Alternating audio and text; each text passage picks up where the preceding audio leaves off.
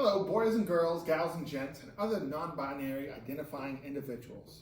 Welcome to the first in a series of video lectures detailing the remainder of your 1730 laboratory experiments. My name is Stephen Lanier. I will be your host for the remainder of this semester. The person recording the video is April PHYS, and our data collector doing all of the experiments is Yan Zhang. As you all know, the university has an extended break due to the coronavirus, and everything is slowly but surely transitioning into an online-only format. So we decided to create a series of pre-recorded videos for y'all to watch, and then turn in a little questionnaire. A part of the questionnaire that you'll be turning in is your pre-lab that you need to fill out and either type up online the answers or take a picture if you think typing up math is too tedious, and then answering these. It will be equivalent to a short lab report, 1 to 2 pages max, not nearly as detailed, nor is it formatted as strictly as your first one.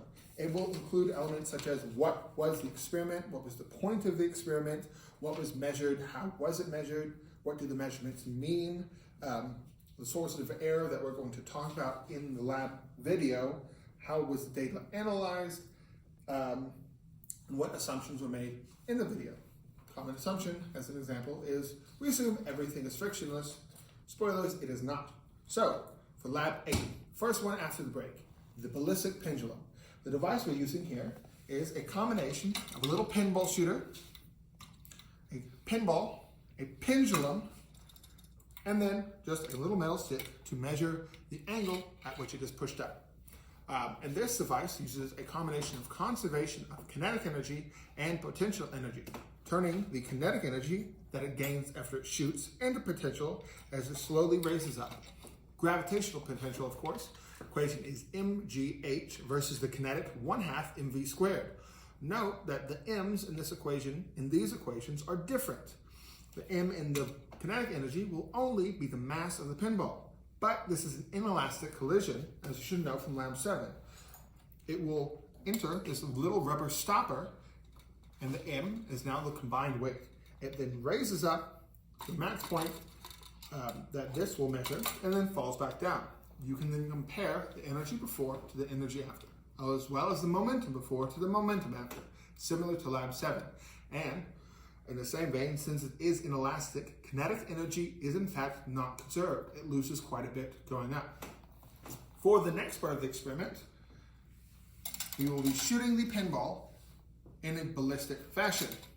It will go across the room a short distance into that little box, which has charcoal paper on the bottom of it. This will leave a little mark in the white paper below it wherever it hit. We can then measure the distance and the height, and we can get an approximate energy value as well as momentum value using the equations detailed in the lab manual. Then we can compare the results. Since it was the same spring pulled back to the same point, we have 2 different experiments, one with the pendulum, one with ballistic motion, and then you will be calculating a percent difference, or we will be calculating and giving to you a percent difference. So let's get started. First, we need the pinball itself. And so, like I said, in detailing the lab, you need to understand the points of difficulty, as all these labs have a lot of human interaction, or human elements in them. The biggest one is the fact that when the pinball enters the rubber stopper, it has to stick. So this has to be extremely precise, has to match up directly. If the pinball falls out after it hits, the equations are incorrect, the scenario is incorrect, and you're going to get massively different percent values.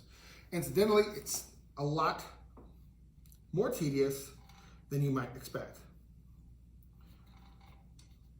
We have this one previously set up. However, every time we move it, redoing video shoots, it changes because it's not exactly the best equipment. So we need to level the little metal stick out, and then we shoot. And the pinball stuck in successfully. I'm going to move the metal stick up to approximately 17 degrees. So then, using the 0-degree angle and 17-degree angle, we can just take a little ruler or meter stick, might be a little too long, and measure the height difference. And then we can throw those into MGH or root 2GH for the comparison to the kinetic part.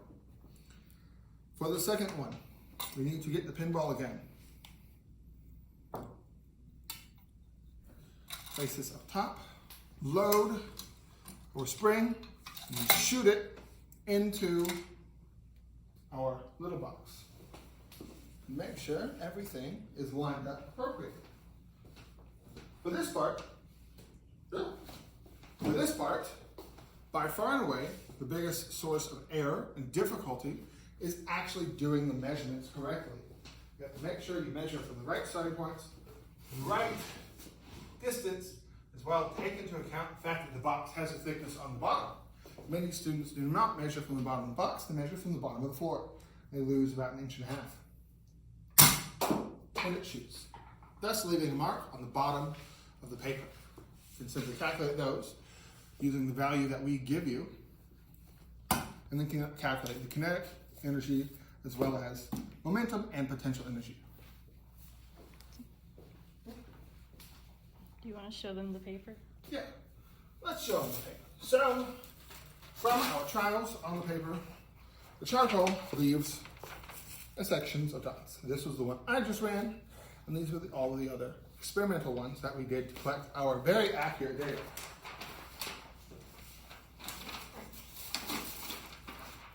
And that's the lab. It is a very short lab. Only 2 parts and only 2 post-lab questions. Speaking of post-lab questions, I'm going to answer them for you now. Since many of the post-lab questions require you to actually do the lab in order to really understand what they're talking about, I will go over them now. The first one is, why is there a % difference in kinetic energy for the before and the after? The answer is, as I detailed earlier, it's an inelastic collision when it enters the rubber stopper. The rubber stopper creates a lot of heat on the inside. Anybody who's stretched a rubber band really fast or just rub their hand on something really fast should understand that. Question 2 is, what is the % of kinetic energy lost in that equation or in that collision? I will leave that up to you. You can throw that answer in the shortened version of the lab report. Anywhere where you think is sort of acceptable, that makes sense, whether you're talking about the sources of air, section 3 or 4. And again, for the % energy loss on the ballistic part, that's going to be due to air resistance, as well as maybe potentially just mismeasurement in our system. That should be it for lab 8. Next week, lab 9, and then after that, 10, 11, 12, 13. The remaining labs we have are torque, harmonic motion involving a pendulum, angular momentum, which is accelerating. That should be lab 9, actually. And then we have 2 labs involving sound and plane waves. One calculates the speed of sound in air, and the other one involves sound using the density and tension inside of a string. That should be it. And as well, just make sure you get these in during the weeks that they are assigned, and we should be hosting Zoom sessions. In case anybody isn't aware of it, the university is using Zoom. So at all of your lab times, for whenever they are, your TAs should be hosting Zoom meetings such that you can jump in and ask some questions and then hop out and get your assignment done, in case you had any. That's all, and I'll see you next time.